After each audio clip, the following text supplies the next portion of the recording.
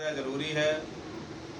विचारों की शक्ति तो और भी अधिक है।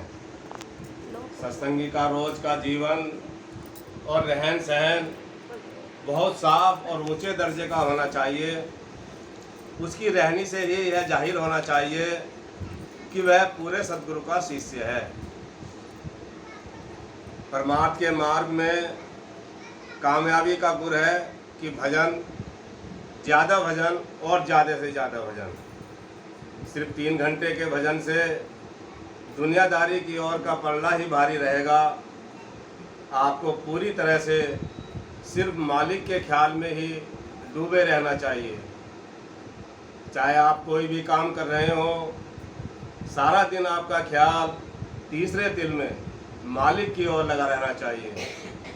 24 घंटे मालिक से मिलने की तीव्र इच्छा व बेताबी, उसके विरह की पीड़ा और तड़प बनी रहनी चाहिए।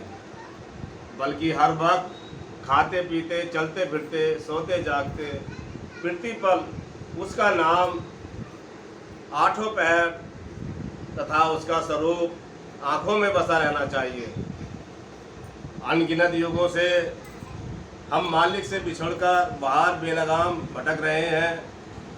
हम मन और माया की जंजीर में इतने जकड़े हुए हैं कि मालिक को बिल्कुल भूल गए हैं और यह भी भूल गए हैं कि हम उसके अंश हैं। हमें अंदर बाहर पूरे परिवर्तन की ज़रूरत है। हमें अपने मन से साफ कह देना चाहिए कि पिछले हजारों जन्मों में हम उसके हुक्म में चलते आए हैं, पर अब हमारा पक्का निश्चय है कि यह जन्म हम परमात्मा और सिर्फ परमात्मा की भक्ति में अर्पित कर दें। हमारी फुर्सत का हर एक क्षण भजन में लगना चाहिए। अब हमारा सारा समय मालिक का होना चाहिए। एक सत्संगी और एक विधवा युवती के समान होता है। दोनों को एक मजबूत किले में रहना चाहिए और आपका किला आपका सद्गुरु है। हरदम उसकी शरण में रहें, उसके हुक्म के खिलाफ कभी कदम न उठाएं। हमेशा उनके उपदेश और आदेश की चार दीवारी में रहें। उसकी शरण और उसकी ओट का आसरा लें। उन्हें अपना एकमात्र आधार बना लें। तब आपका कोई नुकसान नहीं हो सकता। उस किले की चार दीवारी में अपने रहने के लिए एक सुरक्षा की कोठरी बना लें। उसकी चार दीवारें हों। नंबर 1 मौन, दूसरा कम खाना, तीसरा कम सोना और चौथा एकांत या अकेले में रहना। मौन क्या है?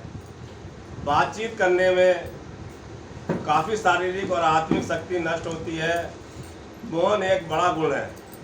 कम से कम बोलें। जब बहुत ज़रूरी हो तभी मुंह खोलें और जब बोलना ही हो तो बहुत नम्रता और मिठास के साथ बोलें। कभी भी किसी बात पर गुस्सा न करें। दुनिया को चलाने का भार आप पर नहीं है।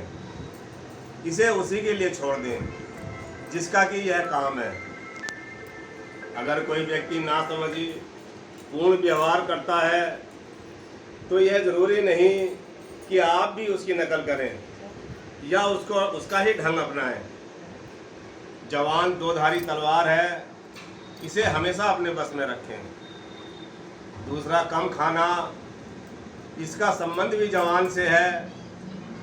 हम ज़रूरत से ज़्यादा खा लेते हैं क्योंकि इससे हमारी जवान को स्वाद आता है। हमें सिर्फ उतना ही खाना चाहिए जितना कि जिंदा रहने के लिए ज़रूरी है। हमें मालिक की भक्ति में जीने के लिए खाना चाहिए, खाने के लिए नहीं जीना चाहिए। जैसा कि कुछ लोग सोचते हैं कि कम खाने से मनुष्य देवता और ज़्यादा खाने से पशु बन जाता है। अधिक खाने और अधिक सोने से मनुष्य परमात्मा के दर से दूर रह जाता है। खाने और सोने का रस हमारी आंतरिक दृष्टि को धुंधला कर देता है। अपने पेट को खाली रख ताकि परमात्मा तुझे अपने प्रेम से भरपूर कर दे। अपना मुंह बंद कर ले ताकि परमात्मा तेरी आंखें खोल दे। कम सोना। नींद और खाने का आपस में संबंध है। ज़्यादा खाने से हमेशा सुस्ती और नींद आती है। ज़्यादा खाना हमें आलसी बनाता है। जितना हम कम सोएंगे उतनी ही अधिक आत्मिक उन्नति कर सकेंगे। हम जितना सोते हैं उतनी नींद की हमें ज़रूरत नहीं। रात में कुछ घंटों की नींद ही काफ़ी है। इससे हमारी आंतरिक तरक्की होती है। एकांत, जहाँ तक हो सके अकेले रहना। परमार्थी के अभ्यासी के लिए जितना भी हो सके अकेले रहना जरूरी है। लोगों का मेल जोल हमें मनमत पर ले आएगा और हमारी कोशिश तो गुरुमत पर चलने की है। मनुष्य से दूर भाग और अपने आप से ऊपर उठ। बस आज इतना ही। अब जो है कल जो है आज भैया जी का सत्संग लगाएंगे।